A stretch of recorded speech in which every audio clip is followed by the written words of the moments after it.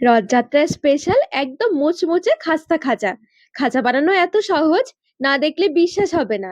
তাছাড়া এই খাজাগুলো একবার দেখুন, মনে হবে না খেয়ে সাজিয়ে রাখি। এতটা মুচমুচে হবে, মুখে দিতেই মিশে যাবে। বাড়িতে একবার হলো বানিয়ে দেখবেন, সবাই খেয়ে দেখবেন এত খুশি হবে ভাবতেই পারবেন না। নমস্কার বন্ধুরা, নতুন একটা পর্ব দেখার জন্য আপনাদের সকলকে স্বাগত জানাই। আজকে তৈরি করে দেখাবো রথযাত্রার স্পেশাল মুচমুচে খাস্তা খাজা। আগেও একটা খাজা রেসিপি শেয়ার করেছি, তবে আজকের খাজাটা একটু দেখতে অন্যরকম হবে, প্রসেসটাও আলাদা। খুব সহজে বাড়িতে বানাতে পারেন। চলুন, আশা করছি আজকের রেসিপি অনেক ভালো লাগবে। সবার প্রথমে খাজার জন্য ডো মেখে নেব। 1.5 কাপ ময়দা নিয়ে নিচ্ছি, লবণ দিয়ে দিচ্ছি সামান্য, দিয়ে দিচ্ছি 2 চামচ ঘি।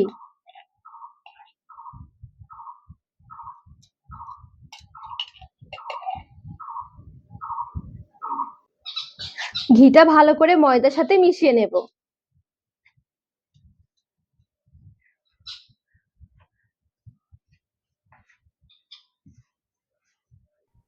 এখানে ময়াম দেওয়ার জন্য আমি ঘি নিয়েছি। চাইলে আপনারা ঘিয়ের পরিবর্তে সাদা তেল দিয়েও ময়াম করতে পারেন, তবে ঘি দিয়ে দেখবেন খেতে বেশি ভালো লাগবে। আর তাছাড়া কিন্তু অল্প একটু ঘি, অল্প একটু সাদা তেল মিশিয়েও কিন্তু ময়াম দিতে পারেন। ঘিটা দিয়ে ময়াম দিলে কি খাজাগুলো খুব সুন্দর মুচমুচে খাস্তা তৈরি হবে। একদম ভালো করে ঘষে ঘষে ঘিটা মিশিয়ে নিয়েছি। দেখবেন যখন ময়াম হয়ে যাবে, চাপ দিলেই জড়ো হয়ে যাবে। এই দেখুন, তার মানে বুঝতে হবে যে এখানে ময়ামটা একদম সুন্দরভাবে দেওয়া হয়ে গেছে।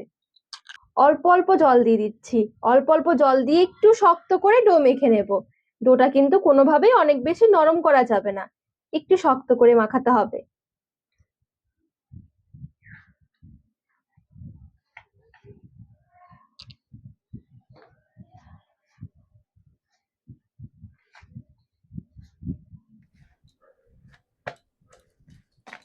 বেশ সুন্দর করে অল্প অল্প জল মিশিয়ে একটু শক্ত করে ডোটা মাখিয়ে নিয়েছি। একটু রেস্টে রাখবো, তো সেই জন্য রেস্টে রাখলে কি একটু সফট হয়ে যাবে। ঢাকা দিয়ে সাইডে সরিয়ে রাখছি, 5-10 মিনিটের জন্য রেস্টে রাখবো। এদিকে কড়াইয়ে 1.5 কাপ নিয়ে নিচ্ছি চিনি, 1 কাপ জল।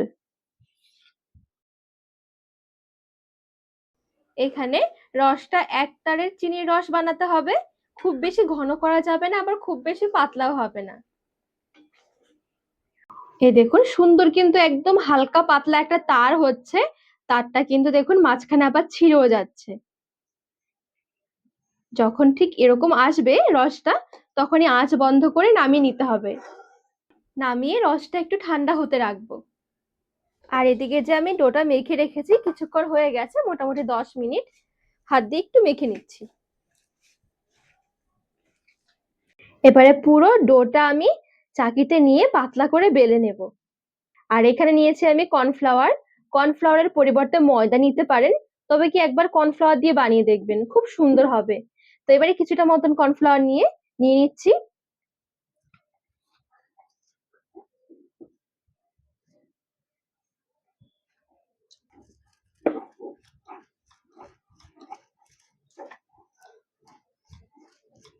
খাজা বানানোর জন্য যেমন কি আমরা অনেকগুলো রুটি একসাথে বেলে লেয়ার করি, তো আজকে সেভাবে তৈরি করব না, আজকে একটা রুটি বেলেই খাজা বানিয়ে নেব।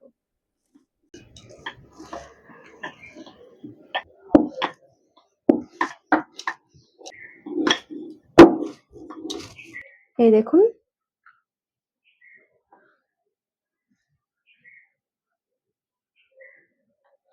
এবার এই রুটির মধ্যে দিয়ে দিতে হবে কর্নফ্লাওয়ার।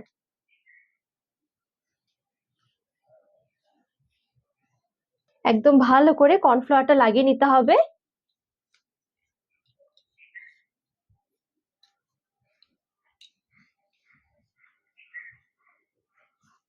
এই দিকটা একটু সমান করে কেটে নিচ্ছি।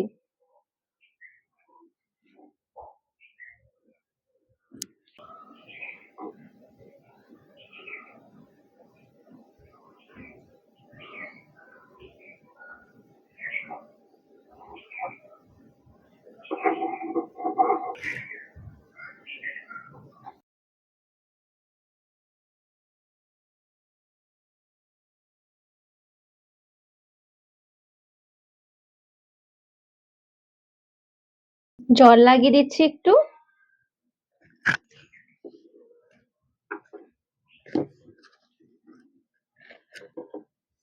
তো এই দেখুন সুন্দরভাবে কিন্তু এখানে একটা রোল টাইপের করে নিয়েছি। এবারে ঠিক এটা কেটে নিতে হবে। এরকম আঙ্গুল বসিয়ে কাটছি, তাহলে কি প্রত্যেকটা একদম একই মাপের হবে।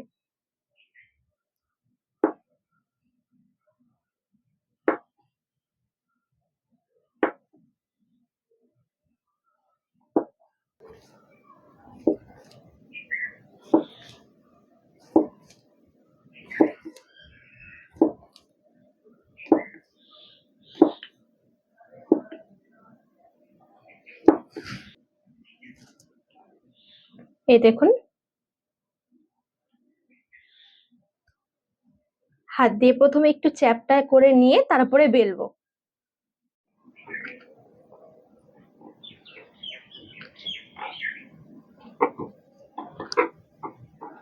তো সবগুলো ঠিক এভাবে করে বেলে বেলে রেডি করে নেব।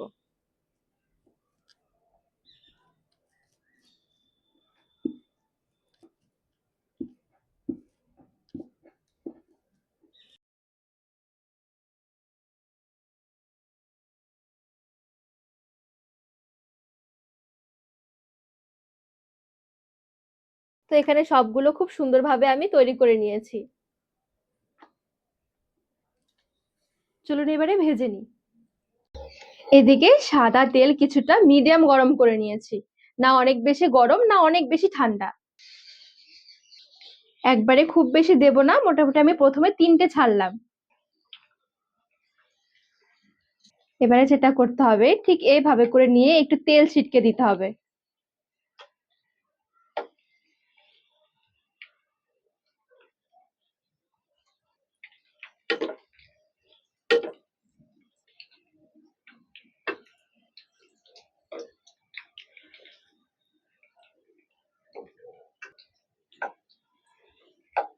তো এখানে দেখুন প্রথমটার কিন্তু খুব সুন্দর লেয়ার গুলো ছেড়েছে।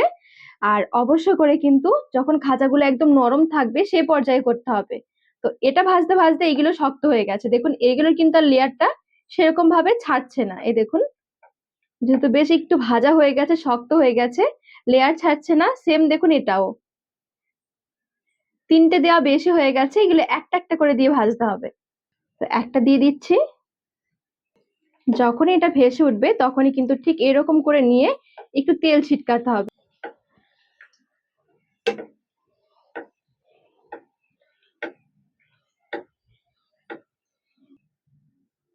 সেম ভাবে আমি আরেকটাও ভেজে দেখাচ্ছি। ঠিক এরকম একটা একটা করে দিতে হবে, তা না হলে কিন্তু এরকম ঠিক ফুলের মতন দেখাবে না।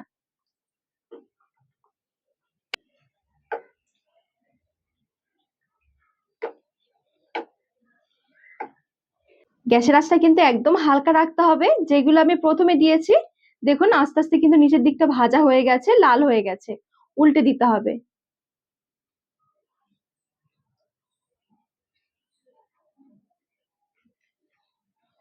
আবার ওই দিকে ভেজে নিচ্ছি। গ্যাসের আঁচটা এই সময় থাকবে একদম হালকা আছে।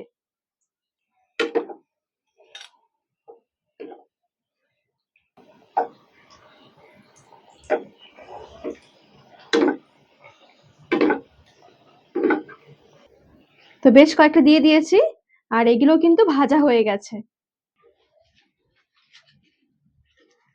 ভালো করে তেলটা ঝরিয়ে নিতে হবে, যেহেতু ভাজে ভাজে তেলটা ধরে থাকবে।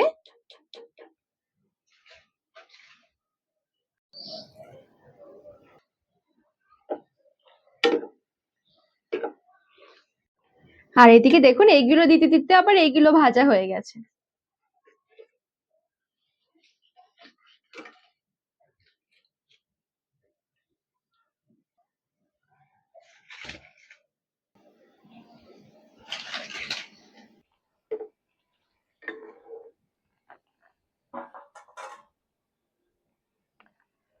সবগুলো ঠিক এভাবে করে বানিয়ে নিচ্ছি।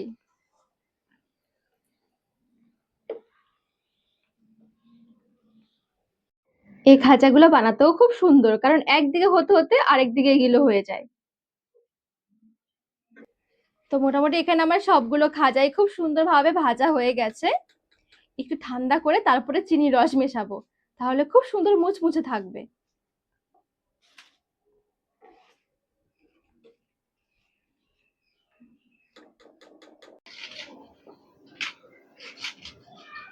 তো দেখুন এখানে কতগুলো খাজা তৈরি হয়েছে, আর দেখতেও দেখুন কি দারুণ দেখাচ্ছে খাজাগুলো। আর এদিকে রসটা যে আমি বানিয়ে রেখেছি, রসটা কিন্তু খুব সুন্দরভাবে ঠান্ডা হয়ে গেছে। রসটাও ঠান্ডা করে নিতে হবে, খাজাগুলো ঠান্ডা করতে হবে। তারপরে জাস্ট খাজাগুলো এইভাবে করে একবারের মতন নেড়ে চেড়ে উঠিয়ে নিতে হবে রস থেকে। খুব বেশিক্ষণ ধরে রাখা যাবে না, উল্টে পাল্টে উঠিয়ে নিলেই কিন্তু হয়ে যাবে। সবগুলো খাজা ঠিক এভাবে করে চিনির রসে ডুবিয়ে ডুবিয়ে আমি এখানে প্লেটে তুলে নিয়ে সাজিয়ে নিয়েছি। দেখুন কি সুন্দর দেখাচ্ছে, আর খাজার কালারটাও দেখুন কি দারুণ দেখতে লাগছে। একদম মুচমুচে খাস্তা জুসি রসালো খাজা বলতে পারেন। খাজাগুলো দেখতে এতটা সুন্দর হয়েছে, মনে হবে না যে খাই, ইচ্ছে করবে সাজিয়ে রাখি।